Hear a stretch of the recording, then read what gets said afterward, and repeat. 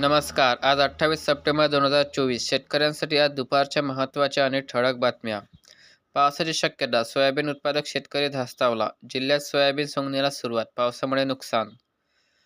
491 सरपंचांना महिन्याला मिळणार 10,000 रुपये पगार. मानधनात वाढ. उपसरपंचांना सुद्धा मिळणार लाभ. पंचनाम्यासाठी कुणालाही पैसे देऊ नका.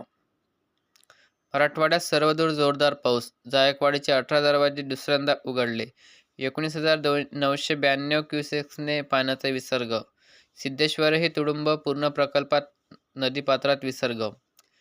जरांगे हाके यांची उपोषण स्थगित. आरक्षण घेऊच जरांगे. हैदराबाद गॅजेट रोखण्यात यश. दुसऱ्या दिवशी शहरात मुसळधार पाऊस.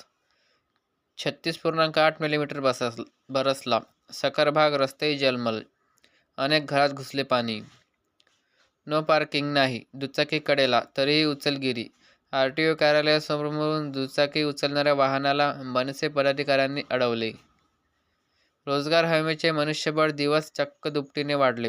कामे रखडावर. 2 पथकांकडून जिल्ह्यातील कामांची तपासणी. ह्या होत्या शेतकऱ्यांसाठी आज दुपारनंतरच्या महत्त्वाच्या आणि काही ठळक बातम्या. अशाच नवीन बातम्या जाणून घेण्यासाठी चॅनलला सबस्क्राईब करायला विसरू नका. चला भेटूया पुढच्या व्हिडिओत.